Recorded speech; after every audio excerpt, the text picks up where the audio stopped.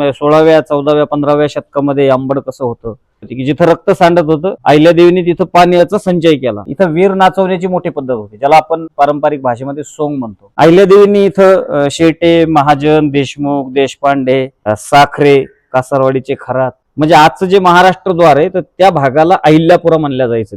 तर जय श्रीराम मित्रांनो, जसं की आज पुण्यश्लोक राजमाता अहिल्यादेवी होळकर यांची जयंती आहे, तर आजचा हा व्हिडिओ आपला अहिल्यादेवी स्पेशल राहणार आहे. तर त्याच्यामध्ये आपण आपल्या अंबड शहराशी जो अहिल्यादेवींचा जो संबंध होता, त्यांचं या शहराशी काय नातं आहे याच्याबद्दलची संपूर्ण माहिती आपल्याला इतिहास संशोधक रामभाऊ लांडे हे देतील. तर रामभाऊ, मला संपूर्ण माहिती द्या आपल्या अंबड शहराशी अहिल्यादेवींचं नेमकं काय म्हणजे त्यांचे काय काय वास्तू आहे जिथे त्यांचं नेमकं कसा संबंध आहे. नमस्कार, आपल्या सगळ्यांना पुण्यश्लोक अहिल्यादेवी होळकर जयंतीच्या हार्दिक शुभेच्छा. अहिल्यादेवींच्या सासूबाई गौतमाबाई होळकर यांना छत्रपती शाहू महाराजांनी 2 जानेवारी 1734 रोजी खाजगीची सनद दिली. गौतमाबाईंचे पती सुभेदार मल्हारराव होळकर हे माळव्याचे सुभेदार झाले. ते सुभेदार झाल्यानंतर त्यांच्या पत्नीला छत्रपती शाहू महाराज आणि थोरले बाजीराव पेशवे साहेब यांनी 2 जानेवारी 1734 रोजी खाजगीची सनद दिली. त्याच्यामध्ये अंबड परगणा होता 237 गावाचा. तर पूर्वी आपण थोडंसं 200 म्हणजे 16व्या 14व्या 15व्या शतकामध्ये अंबड कसं होतं किंवा अंबड शहराची निर्मिती कशी झाली असं एक आपण थोडंसं त्याच्या जाणून घेऊ. पूर्वी अंबड हे लष्करी तळ होता. शहर होण्याच्या आधी लष्करी तळ होता. आपण ज्या ठिकाणी बसलेलो आहोत ते आहे मत्स्योधरी देवीचं मंदिर. आपण जे मत्स्योधरी देवीच्या मंदिराचा दरवाजा पाहतो तो पूर्वी तसा दरवाजा नव्हता. तो दक्षिणेकडून असं देवी म्हणजे डोंगराच्या बाजूनं उंच म्हणजे खालून असं यायचं आणि मग कपारीनं त्या गुहेत जाऊन देवीचं दर्शन घेण्याची पद्धत होती. परंतु अहिल्यादेवींनी ज्यावेळेस या मंदिराचं निर्माण केलं त्यावेळेस समोरूनच ते कातळ करून त्याला दगडी पायऱ्या देऊन सरळ मंदिर निर्माण केलं. हे मंदिराचा इतिहास. पूर्वी म्हणजे छत्रपती शिवाजी महाराजांच्या काळाच्या आधी हे गाव लष्करी तळ होतं. अंबडला खूप मोठा इतिहास आहे, वारसा आहे. हा लष्करी तळ असल्यामुळं इथं कायमस्वरूपी लष्कराच्या छावण्या असायच्या.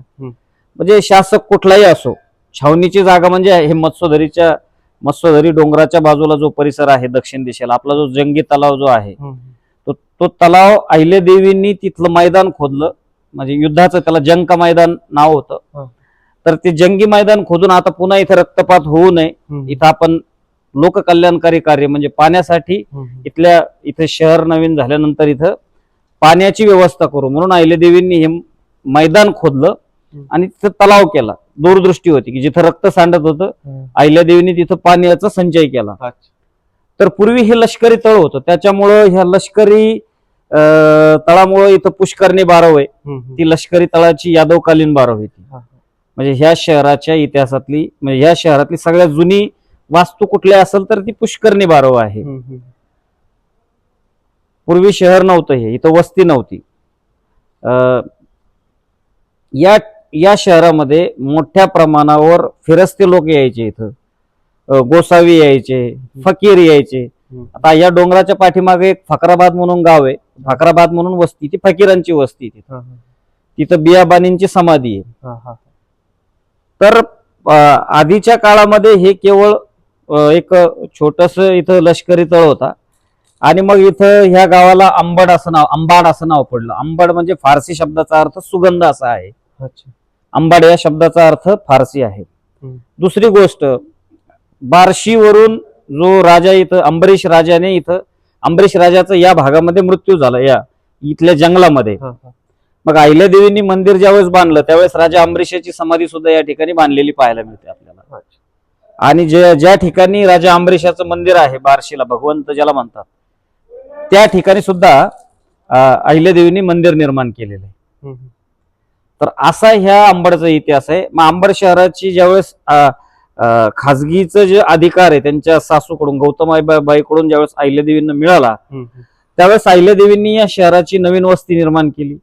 म्हणजे आजचं जे महाराष्ट्र द्वार आहे तर त्या भागाला अहिल्यापुरा म्हणल्या जायचं. तिथं ते अहिल्या वेस त्याला नाव होतं. मग पुढे निजाम राजवट आल्यानंतर म्हणजे अहिल्यादेवींच्या मृत्यूनंतर एक 100 वर्षानंतर ज्यावेळेस निजाम राजवट आली त्यावेळेस निजाम राजवटीमध्ये त्या वेशीचा वापर आताचे जे महाराष्ट्रद्वारे तर तिथं टॅक्स वसूल केल्या जायचा. रजाकार त्या ठिकाणी बसायचे म्हणून त्याला रजावेस असं नाव पडलं. म्हणजे वेगवेगळ्या काळात वेगवेगळे नाव पडले. निजामाच्या काळामध्ये रजावेस आणि मग पुढं आपलं स्वतंत्र भारत देश स्वतंत्र झाल्यानंतर मराठवाडा स्वतंत्र झाल्यानंतर त्याला महाराष्ट्रद्वार असं नाव पडलं.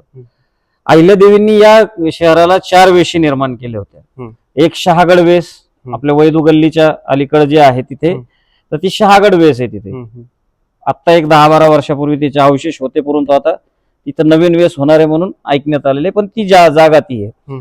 जालना वेस आता आपले जे आपलं मारुती मंदिर आहे तिकडे पेठेतलं तिथं ती जागा आपली जालना वेसीची. त्याच्यानंतर होळकर नगरच्या तिथे दुसरी जी आता जी वेस पाहायला मिळते तर ती पैठण वेस उर्फ नागोबा वेस. तिथं नागोबाचं मंदिर आहे. तिला राणी वेस म्हणल्या जातं. तिचे 2-3 नाव आहेत तिचे. राणी वेस, राणी बारव, नागोबा वेस, नागोबा बारव अशी वेगवेगळी नावं पडलेली आहेत तिथं.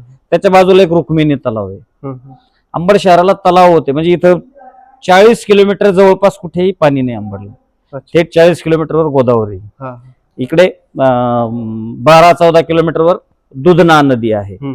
आणि ही इथं मडजळगावच्या तिथं मठपिंपळगावच्या अलीकडं आणि शेवग्याच्या मध्ये जी ती बहार नदी आहे त्याला लोक पार नदी म्हणतात. एका ब्रिटिश अधिकाऱ्यानं हे सगळे वर्णन लिहून ठेवलेले आहेत. आणि अंबड हे कायमस्वरूपी लष्कराचं तळ असल्यामुळे इथं छावणी असायची. म्हणजे मोठ्या प्रमाणावर हत्ती, घोडे, उंट, बैल म्हणजे रेलचल असायची इथं सैन्याची. मग अहिल्यादेवींनी काय केलं की त्यांनी वस्ती वसवली. त्यांचं एक पत्र बी त्यांनी जालन्याहून काही व्यापारी इथं आणून बसवले. इथं जे आपल्याला हिंदी भाषिक जे लोक आहेत तिथे मारवाडी जे असतील किंवा अजून पटवा असतील ही सगळी मंडळी इथं आणून व्यावसायिक अंबड शहरामध्ये विणकरांची वस्ती होती इथं. म्हणजे जालन्याला मोठ्या प्रमाणावर कपडा विणकामाचं काम व्हायचं. साडी कोष्टी वगैरे समाज त्या ठिकाणी विणकाम करायचं. तर ह्या शहराला एक कॅपिटल म्हणून एक व्यावसायिक शहर म्हणून त्याला नावारूपाला आणण्याचं काम केलं होतं. अहिल्यादेवींनी इथं शेटे, महाजन, देशमुख, देशपांडे, साखरे, कासारवाडीचे खरात, त्यानंतर पुंड ह्या घराण्याला मान दिलेला आहे या ठिकाणी. त्यानंतर गवारे पाटील इथले माली पाटील आहेत. जे गवारे पाटील आहेत आपले तर ते माली पाटील होते अंबडचे. असं इतिहास आहे इथं. मग इथं 5 लोकांची कमिटी होती इथं. अंबड शहराचं जे व्यवस्थापन होतं इथं तर ते 5 लोक पाहायचे. त्याच्यामध्ये सबनीस, देशमुख, देशपांडे, हे साखरे, शेटे, पवार आणि महाजन. आता जे आपलं बाबासाहेब आंबेडकरांच्या पुतळ्याच्या बाजूला जे दुकान आहे महाजनांचं तो महाजनांचा परिवार. तर अशी ह्या शहरातली मोठी मंडळी होती, मानकरी मंडळी. अंबड शहराला एक फार मोठा सांस्कृतिक वारसा होता. आपल्या 4 वेशी आहेत. एक शहागड 4 मोठ्या वेशी आणि 2 उपवेशी. शहागड वेस, जालना वेस, पैठण वेस म्हणजे अहिल्या वेस आणि महाराष्ट्रद्वार अहिल्या वेस अशी या 4 वेशी. एक राम मंदिर वेस आणि एक गणपती वेस अशा 6 वेशी अहिल्यादेवींनी अंबडला महाद्वार केलं होतं. म्हणजे बारव बांधलं होतं तिथं. त्याला महाद्वारी असं नाव पडलं. अंबडचं प्रवेशद्वार होतं म्हणजे जालन्याहून माणूस आला तर तो त्या मार्गे यायचा असा किंवा इकडं शहराच्या बाहेर जायचा तो रस्ता होता महाद्वार म्हणून त्याला महाद्वारी. त्यानंतर इथं पुष्करणी बारवेचा त्यांनी जीर्णोद्धार केला. कावंदी बारवेचा जीर्णोद्धार केला. इथं देवीच्या पूजेसाठी या ठिकाणी इथं बागाची बारव बांधलेली इथं खाली जी बारव. त्याच्यानंतर ह्या देवीला तांबूलाचं प्रसादाचं मान आहे, पानाचा खायचं विड्याचं पान आहे. तर पानमाळा आहे तिथे एक बारव आहे. आता ह्या आंब्याचं तोरण बांधण्याचं माळ आहे. विजयादशमीला इथं ह्या देवीला ह्या मंदिराला तोरणाचं म्हणजे आंब्याचं तोरण बांधलं जायचं. ह्या आंब्याच्या तोरणाचं हा मान आहे. त्यावेळेस त्याच्यानंतर हे जे मंदिर बांधलं तर हे जुन्या विटामध्ये दगडामध्ये बांधलेले. आणि ह्या मंदिराच्या भरावासाठी जे मटेरियल लागलं, जे दगड, माती, मुरुम लागली तर हे जे मैदान खोदलं हे जंगी मैदान तर ते त्याचं जे मटेरियल आहे त्याच्यामध्ये जो निघलेला मालवा आहे तो याच्या भरावामध्ये वापर केलेला. आणि जे आपलं स्वयंभू महादेवाचा डोंगर आहे तिथला जो पक्का दगड आहे तोच त्याच दगडाला घडून हे मंदिर या ठिकाणी निर्माण केलेलं आहे. म्हणजे इथल्याच मातीपासून इथल्याच दगडापासून ह्या मंदिराचं निर्माण केलेलं आहे. वामन हरी इथले कमावीजदार होते, त्यांचा शिलालेख आहे. होळकरांचे कमावीजदार होते, अर्थात त्यांना इथं टॅक्स वसूल करण्याचा अधिकार अहिल्यादेवींच्या वतीनं त्यांना दिला होता. तर ते इथले प्रमुख होते. त्यांच्या मार्गदर्शनाखाली अहिल्यादेवींच्या ऑर्डरवरून, म्हणजे अहिल्यादेवी तुकोजीराव होळकर यांच्या काळामध्ये हे मंदिर पूर्ण झालं. म्हणजे मंदिर खूप वेळ याच्यात त्याच्यानंतर इथं महाजी यादव खोंडेफळकरांना पुजारी पण बहाल केलं, गुरुवांना दिलं. त्याच्यानंतर सबनीसांना दिलं, आपण खंडोबा मंदिराचे पुजारी जे आहेत. तर ते हे सगळं खूप मोठे घराणे. तिथं जवळपास अहिल्यादेवींनी 24 वास्तू निर्माण केलेले आहेत. आता हे मत्स्योदरीचं मंदिर वेगळं, ही इथं अन्नछत्र इथं बाजूला आपण आता ज्या जागेवर बसलेलो ते अन्नछत्राची जागा. याच्या खाली बाग होती, त्याच्या खाली बारव होती. त्याच्यानंतर महाजी यादवांना इनामी जमीन दिली. ह्या मत्स्योदरी मंदिराला इनामी जमीन वेगळी, जे गुरव सेवा करतात त्यांना वेगळी जमीन इथं. अशा पद्धतीने मोठा सांस्कृतिक वारसा आहे. खंडोबा मंदिर, तिथलं खंडोबा मंदिराला स्वतंत्र जमीन, ती सबनीसांना वेगळी जमीन, गुरवाला वेगळी जमीन, अशा पद्धतीची जमीन दिली. त्यानंतर 237 गावातून 1 रुपया असं वर्षासन महाजी यादवांना होतं. त्यानंतर 237 गावातून 1 शेर गुळ आणि 1 किलो तेल त्या स्वयंभू महादेवाला होतं, साखरे परिवाराकडे. म्हणजे इथली जी व्यवस्था आहे किंवा इथला जो देवाचा जो वार्षिक उत्सव आहे, नवरात्री मधली जी पूजा आहे, तर ती सातत्यानं चालू राहावी म्हणून अहिल्यादेवींनी आर्थिक तरतुदी केलेल्या आहेत त्या. आणि खाजगीचं शहर होतं, कुठलीही लष्करी मोहीम या ठिकाणी होत नव्हती. अहिल्यादेवींच्या काळामध्ये या शहरावर काही लोकांनी लुटण्याचा प्रयत्न केला, परंतु अहिल्यादेवींनी इथं काही वेळ इथं स्वतःची फौज ठेवली होती. इथं तुकोजी महाराज या ठिकाणी होते. मग जालन्याचे काही जे त्यावेळेची काही फुटीरतावादी लोक जे होते, ज्यांना हे अंबड शहर 2दा लुटल्या गेलेलं आहे. ज्यावेळेस अहिल्यादेवींनी बाजारपेठ निर्माण केली त्यावेळेस अंबड शहर हे एकदा जाळलं. म्हणजे काही लोकांनी, म्हणजे राज्याबाहेरच्या लोकांनी येऊन इथलं व्यापारपेठ जाळून टाकली होती. आता ती व्यापारपेठीची जागा कोणती? आपण महाराष्ट्र द्वारमधून ज्यावेळेस पश्चिमेकडे जातो, जो आपलं डॉक्टर कुलकर्णी साहेबाचा दवाखाना आहे किंवा कावंदीचा जो परिसर, गणपती मंदिराचा, महाराष्ट्र द्वार ते गणपती मंदिर, ही सगळी बाजारपेठ होती जुनी. आपली अंबड शहराची मूळ बाजारपेठ ती होती. त्यानंतर खंडोबा मंदिरच्या समोरचा जो भाग होता तो छावणीचा भाग होता होळकरांचा. तिथं तबेला होता. आता जे दीपक भैया ठाकूर यांचं जे घर आहे किंवा तो परिसर आहे, तर तो सगळा छावणीचा परिसर होता. त्या ठिकाणी कायमस्वरूपी घोड्याची पागा होती आणि लष्करी बाजार होता तो सगळा. आणि मग आत्ताची जी आपले SDM ऑफिस आहे, उपविभागीय कार्यालय, जुनं तहसील कार्यालय, ते होळकरांची कचेरी होती. तिथं 4 बुरुज होते. आजही आपल्याला 2 बुरुज पाहायला मिळतात. तर त्याच्या खाली तळघर एक आहे. आता 1 वर्षापूर्वी ते तळघर सापडलं होतं, परंतु ते बंद केलं. परंतु सुंदर अशी ती कचेरी होती. सुंदर असं काम केलेलं होतं. तिथं होळकरांचे कमावीजदार त्या ठिकाणी बसायचे. पुढे निजामानं त्यांचं तहसीलदार त्या ठिकाणी बसवला. आणि मग तीच परंपरा पुढे ज्यावेळेस आपलं मराठवाडा स्वतंत्र झालं त्यावेळेस आपलं तहसीलदार त्या ठिकाणी बसून कारभार करू लागले. म्हणजे मामलेदार कचेरी ही पूर्वीपासून तीच होती, ती जुनं तहसील ऑफिस. ह्या इतिहासातल्या सगळ्या गोष्टीत ह्या अहिल्यादेवींनी या शहराला समृद्ध केलं. आता ह्या अंबड शहराला समृद्ध करण्याचं एक त्यांचं का, हे नात्यातलं शहर आहे त्यांचं. कासारवाडीचे म्हणजे नारायणगावचे जे खरात पाटील आहेत ना, पाटीलकी त्यांच्याकडे काय अंबडची आणि ती, तर हे कासारवाडीचे जे खरात आहेत तर ते होळकरांचे जवळचे नातेवाईक साखरे आणि खरात पाटील हे अहिल्यादेवी होळकर राजघराण्याचे अत्यंत जवळचे नातेवाईक. त्यांचं इंदोरच्या राजघराण्याशी थेट नातं असल्यामुळे त्यांना ही पद होती. आणि बाकीचे हे सगळे मानकरी होते. मग इथलं शेटे पण इथले कासार समाजाकडं होतं. माळी समाजाचे जे पुंड होते त्यांच्याकडे एक इथलं, म्हणजे हे 4 वेशीचे पोळ्याचा मान आहे. एक पुंडाकडं होता, म्हणजे पुंड परिवाराकडं, दुसरा शेटे घराण्याकडं, तिसरा होता महाजनांकडं आणि चौथा होता साखरे घराण्याकडं. म्हणजे असे 4 वेशीचे 4 मान होते या ठिकाणी.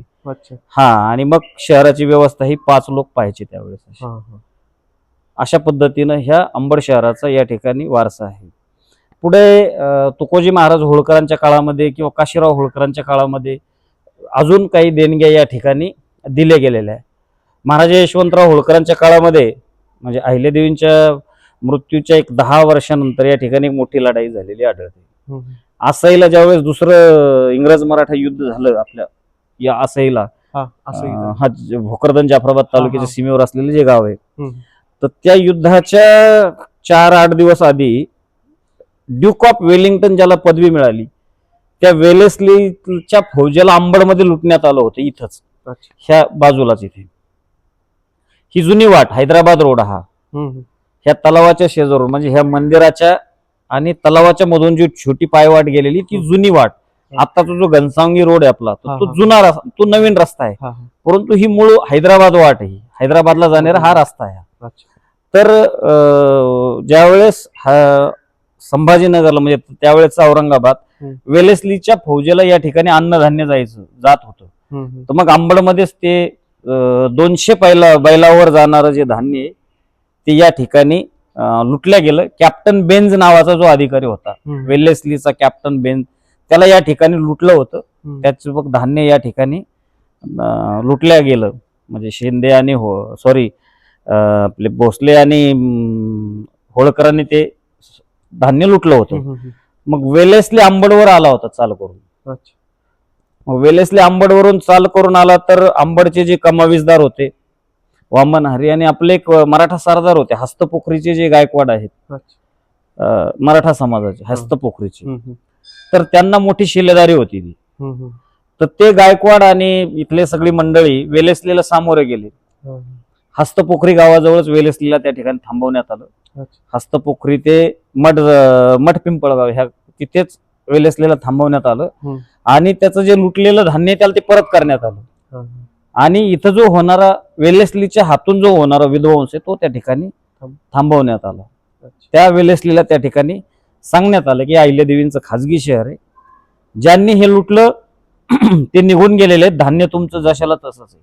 हम्म. मग त्या लुटलेल्या बैलगाड्या त्यावेळेच्या औरंगाबादच्या छावणीमध्ये पाठवून देण्यात आल्या होत्या. तर अच्छा. अशा पद्धतीने या शहराचा इतिहास आहे.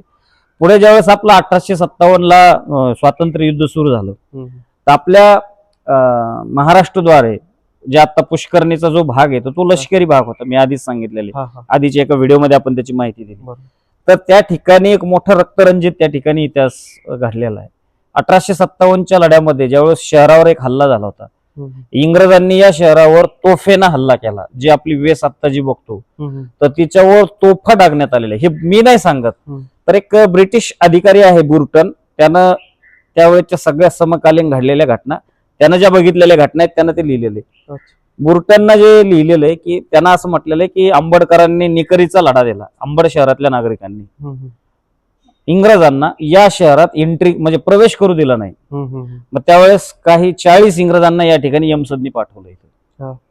त्यानं मग चिडून त्यानं तोफेचा हल्ला केला. मग ती वेस पाडली आणि काही जे आपले शहरातले नागरिक होते त्यांना या ठिकाणी मारण्यात आलं होतं. हम्म. परंतु मग काही लोक हाती लागले नाही. हम्म. मग तो इथून रिकाम्या हातानं 1857 मधून इंग्रज परत गेले. हम्म. आणि मग पुढे होळकरांचा निजामाचा ज्यावेळेस करार झाला त्यावेळेस प्रदेशाची अदलाबदल झाली. म्हणजे होळकरांचा अंमल जो अंबडवर होता तो निजामाकडे देण्यात आला, आणि निजामाचं जे परगणा होता तो होळकरांना त्या ठिकाणी देण्यात आला. म्हणून अंबडला जे मराठवाड्यातला जो भाग आहे होळकरांचा तो निजामाकडे होता. म्हणून या ठिकाणी आजही आपल्याला निजामाच्या खानाखुणा या ठिकाणी पाहायला मिळतात. तर निजामाने या ठिकाणी तहसीलदार नियुक्त केलेले होते, त्याच्या अधिकारी नियुक्त केलेले होते. मग ह्या मराठाशाही ज्यावेळेस संपुष्टात आली त्यावेळेस निजामाच्या पदरी काम करणारे जे माणसं होते किंवा घराणे होते त्यांनी निजामाचा इतिहास या ठिकाणी सांगायला सुरुवात केली. निजामाचा इतिहास सांग. तर निजामाच्या आधी अहिल्यादेवींनी ह्या गावाला समृद्ध केलेलं होतं. या ठिकाणी बारव होत्या, त्या बारवेचं पाणी लोकांना पिण्यासाठी, एक लष्करासाठी, आणि मोठ्या प्रमाणावर मानपान होते इथे. इथे विजयादशमीचा मोठा उत्सव या ठिकाणी व्हायचा. अगदी तोफामधून बार काढल्या जायचे इथं. या ठिकाणी दीपोत्सव व्हायचा. त्यानंतर इथं हनुमान जयंतीचा मोठा कार्यक्रम व्हायचा, राम जन्मोत्सव व्हायचा. इथं वीर नाचवण्याची मोठी पद्धत होती, ज्याला आपण इथल्या पारंपरिक भाषेमध्ये सोंग म्हणतो. तर जे या शहरासाठी ज्यांनी बलिदान दिलेलं आहे त्यांच्या स्मृतीचा सोहळा, त्याला वीर नाचवणे म्हणतात त्याला. तर होळकर घराण्याकडून ह्या वीर परंपरेला 42 रुपयाचं अनुदान होतं त्या काळामध्ये. अच्छा. म्हणजे आता जरी आपल्याला 42 रुपये किरकोळ वाटत हा. असले तरी त्या काळामध्ये प्रसाद आणि त्या उत्सवातली जी मानकरी सोंग घेणारी जी मंडळी आहे तर त्यांच्यासाठी ते 42 रुपयाचं वर्षासन या ठिकाणी होतं. अच्छा. म्हणजे ह्या खाजगीच्या खर्चातून ते 42 रुपये नियमितपणे दिल्या जायचे. इथे जे आपलं 2 देवळापासलं जे मारुतीचं मंदिर आहे त्या ठिकाणी ते सोंग व्हायचे. अच्युतम स्वामी तिथे आहे, होळकर नगर मध्ये आहे, राम मंदिर मध्ये आहे. असं 4 ठिकाणी ही सोंग काढण्याची पद्धत होती, परंपरा होती. आता अच्युतम स्वामीच्या मठामध्ये सोंग काढलं जातं, राम मंदिरात काढलं जातं आणि होळकर नगर मध्ये काढलं जातं. तर असं या शहराचा सांस्कृतिक इतिहास आहे. मग हे सोंग वगैरे सगळं हे पण अहिल्यादेवींच्या काळात हो, त्या आधी त्याच्या अगोदरपासून हो चालतं. त्याच काळापासून. म्हणजे इथं ज्यावेळेस वस्ती निर्माण केली अच्छा. म्हणजे वेगवेगळ्या भागातून ही माणसं राहायला आलेली. हा. इथले मूळचे कोण आहेत? साखरे, खरात कासरवाडीचे, त्यानंतर हे गवारे. गवारे घराणे सुद्धा हे पैठणहून आलेले. अच्छा. गवाऱ्यांचे मूळ पूर्वज हे पैठणचे. अच्छा. अच्छा. हा, भागोजी गवारे जे आहेत तर ते अर्चक, ते पाटील होते इथले अंबरसर आहे. हा, अच्छा. म्हणजे मग जसं आपला अहिल्यादेवींच्या या शहराशी संबंध दिसतो त्यांचं नेहमी इथं येणं जाणं चालू असायचं. म्हणजे त्यांचं अहिल्यादेवी शासक होत्या त्यावेळेस ज्यावेळेस दक्षिणेच्या यात्रेवर आल्या होत्या, ज्यावेळेस त्या पंढरपूरच्या यात्रेला तीर्थयात्रेचा ज्यावेळेस त्यांचा प्रवास होता, म्हणजे तीर्थयात्रा म्हणण्यापेक्षा मोठी त्यांची दक्षिणेतलं हे सगळं त्यांचे जे डेव्हलपमेंटची कामं जे आहेत, त्यांनी जे धार्मिक कार्य सुरू केलं होतं, जेजुरीचं खंडोबा मंदिराचं निर्माण, म्हणजे त्यांच्या सासऱ्यांनीच काम सुरू केलेलं होतं. परंतु अहिल्यादेवीच्या काळातही त्या मंदिराचे काम बरेचसे होत गेले.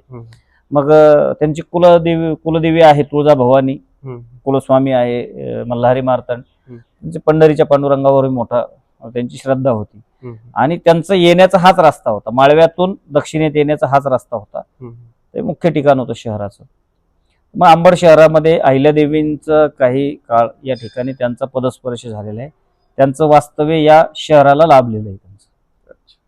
तर रामभाऊ, जसं आपण हे बाकी सगळ्या गोष्टी बघितल्या की अंबड शहराचं इथं व्यापार वगैरे सगळ्या गोष्टी अहिल्यादेवींनी ज्या गोष्टी सगळ्यांना वाटून दिल्या समजा, तर अहिल्यादेवींची एक अशी म्हणजे इतिहासामध्ये आपल्याला आणखीन काहीतरी अशी महत्वाची आठवण सांगता येईल अंबड शहराची, असं नेमकं म्हणजे तो आपण एक लास्टचा पॉईंट घेऊन त्याच्यानंतर एक आपलं पोर कशी करू.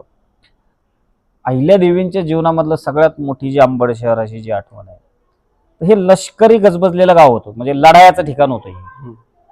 वेगवेगळ्या राजवटीमध्ये इथं 2 शत्रू प्रतिपक्षाच्या या ठिकाणी लढाई व्हायच्या, म्हणजे माणसं मारल्या जायचे, इथं रक्तपात व्हायचा.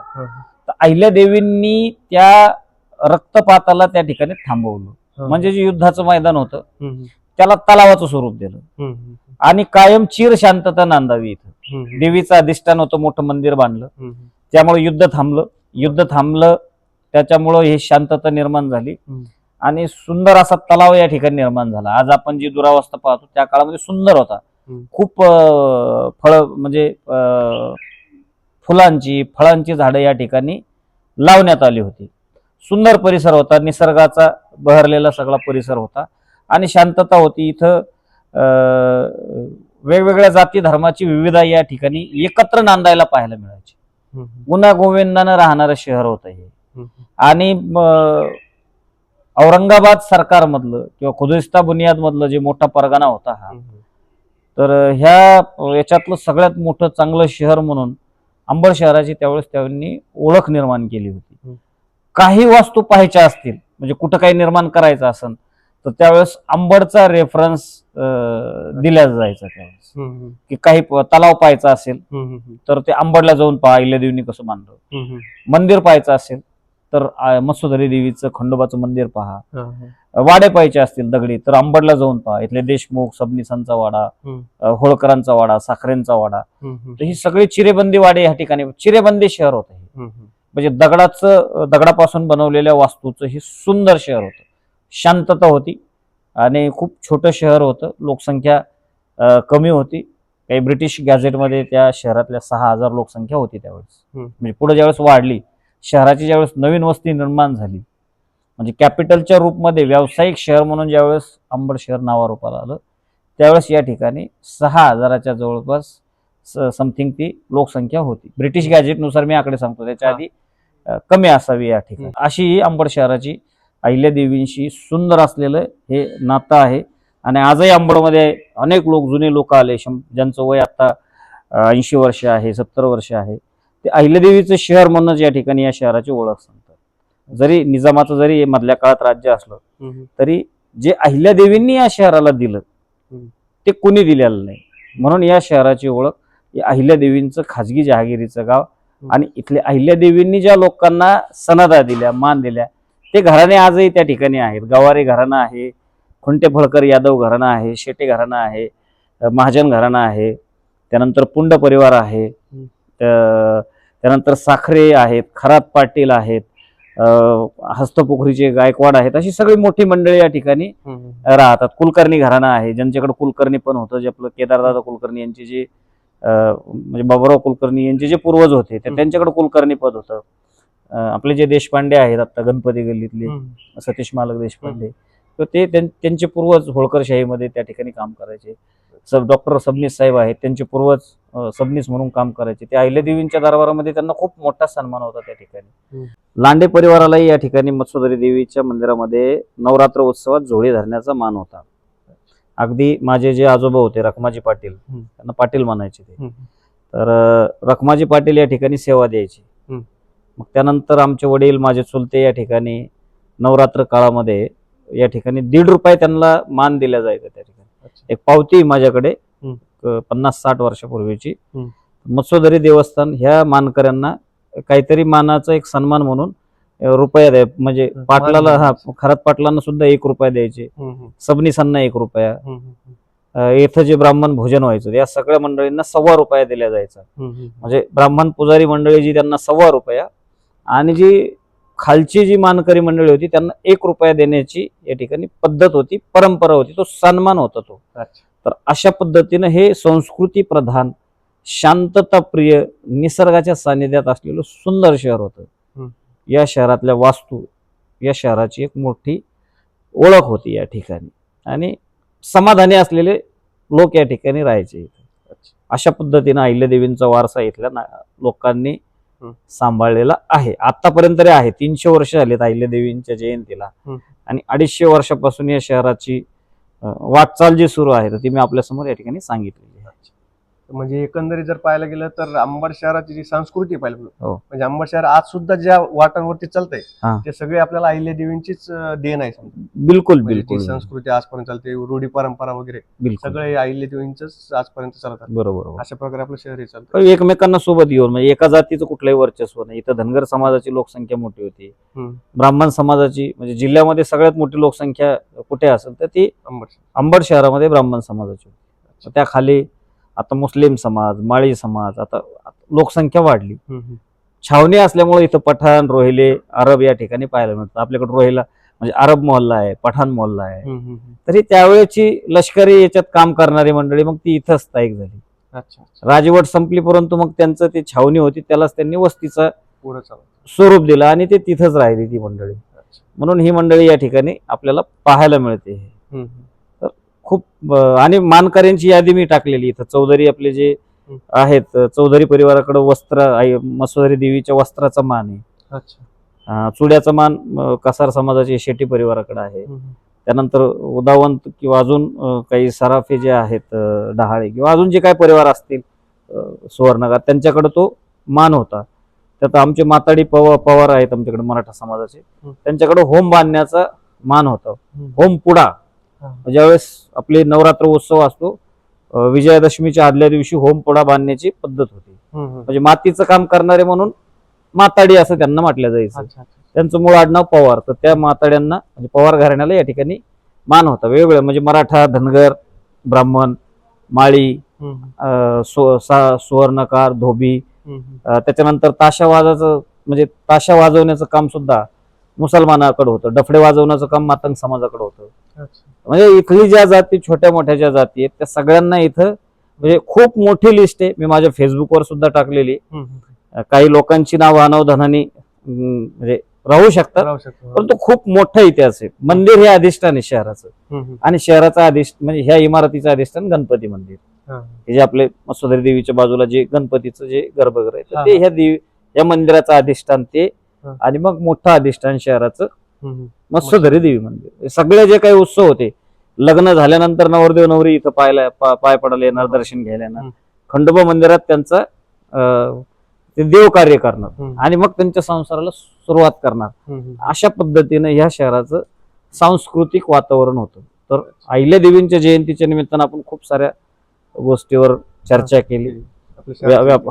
आणि त्यानंतर इथं व्यापारी होतं, इथं रेशमाचं काही ठिकाणी काम होतं सुरू. म्हणजे रेशमाचा व्यापार सुद्धा या ठिकाणी काही केला. चांदीचं वर्क करण्याचं काम केलं. म्हणजे चांदीपासून काही वस्तू तयार केल्या जायच्या, कच्ची चांदी आणून त्याच्यापासून आभूषणं तयार केले जायचे, पैंजण वगैरे. तर ते या शहरात केल्या जायचे. खूप सुंदर असं शहर होतं हे आणि आहे ते.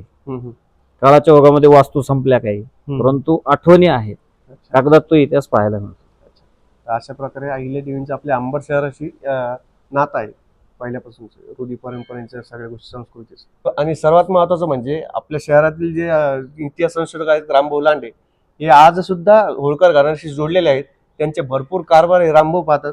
त्यासाठी म्हणजे आपल्या शहराचं एक भूषण असल्यासारखंच आहे की आपल्या शहरातील कोणीतरी माणूस होळकर घराण्याशी आजही जोडलेला आहे. त्यांचे भरपूर कार्य सुद्धा रामभाऊ बघत आहेत. त्यासाठी आणि रामभाऊ आपल्याला एवढा वेळ देत आहेत, एवढं आपल्याला सर्व माहिती देत आहे, त्यासाठी तुमचं खूप खूप धन्यवाद. धन्यवाद. आणि हा व्हिडिओ जास्तीत जास्त शेअर करा, म्हणजे आपल्या शहरातील लोकांना किंवा आपल्या अंबडच्या शहराच्या बाहेरच्या लोकांनाही आपल्या शहराचा इतिहास जो अहिल्यादेवींनी घडवत आणलेला आहे आतापर्यंत तो माहीत होईल. त्यामुळे या व्हिडिओला जास्तीत जास्त शेअर करा, लाईक करा आणि आपल्या चॅनलला सबस्क्राईब करायला विसरू नका.